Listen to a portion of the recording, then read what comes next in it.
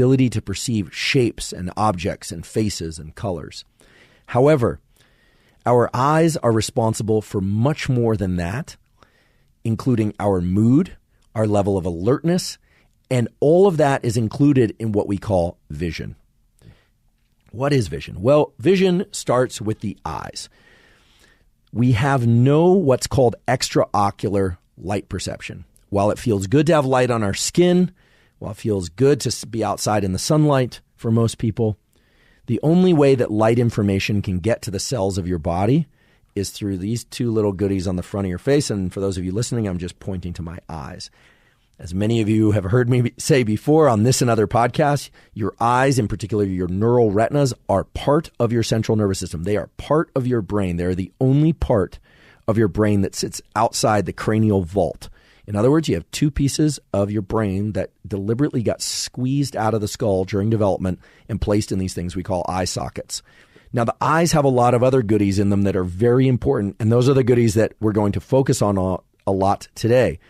There's a lens to focus light precisely to the retina. There are also other pieces of the eye that are designed to keep the eye lubricated.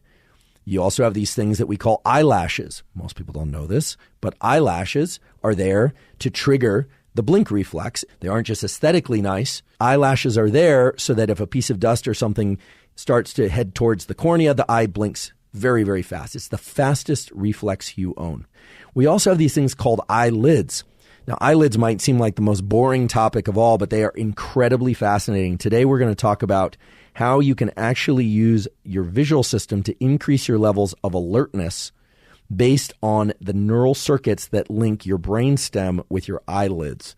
So, let's talk about what the eyes do for vision.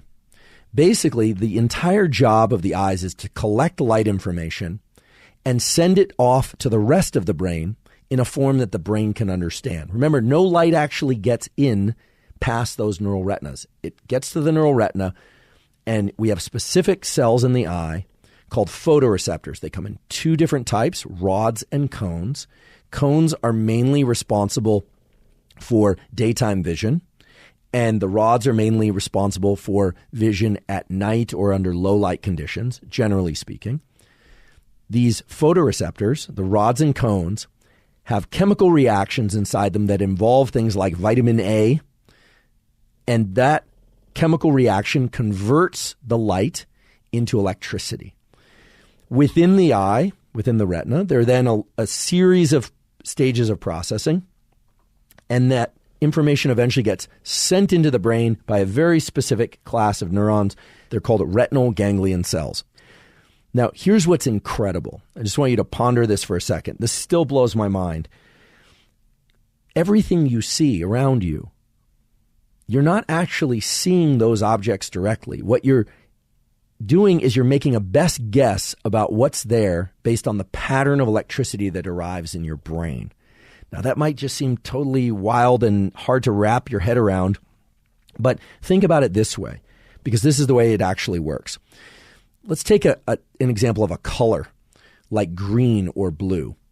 You have cones in your eye that respond best to the wavelength of light that is reflected off, say, a green apple. So you don't actually see the green apple. What you see is the light bouncing off that green apple, and it goes into your eye, and you see it and perceive it as round and green, but not because you see anything green. No green light arrives in your brain.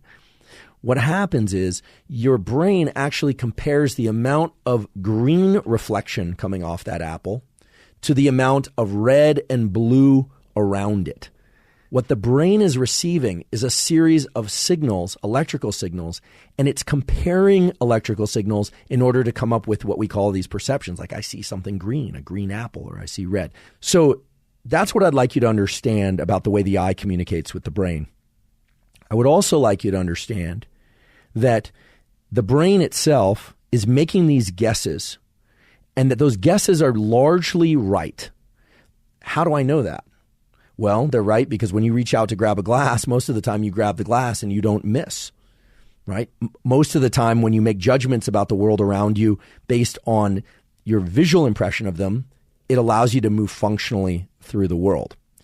So the brain is doing these incredible things. It's also creating depth, a sense of depth, even though what arrives from the retina is essentially a readout of a two-dimensional flat image. Your eyes are slightly offset from one another so that, for instance, if I look at you, if you were standing right in front of me right now and I were to look at you, the image of your face, the light bouncing off your face, to be more precise, lands on one eye in a slightly different location than it does in the other eye, and then the brain does math. It basically does the equivalent of geometry and trigonometry and essentially figures out how far away you are from me, which is just incredible. So the brain does all this very, very fast, and the brain uses about 40 to 50% of its total real estate for vision. That's how important vision is. Now I want to talk about the other aspect of vision, which is the stuff that you don't perceive, the subconscious stuff. And then we'll transition directly into how you can use light and eyesight to control this other stuff, because it's very important. And that other stuff is mood, sleep, and appetite. And there are ways in which you can use these same protocols that I will describe in order to preserve and even enhance your vision, your ability to see things and consciously perceive them. So the protocols we will describe have a lot of carryover to both conscious eyesight and to these subconscious aspects of vision.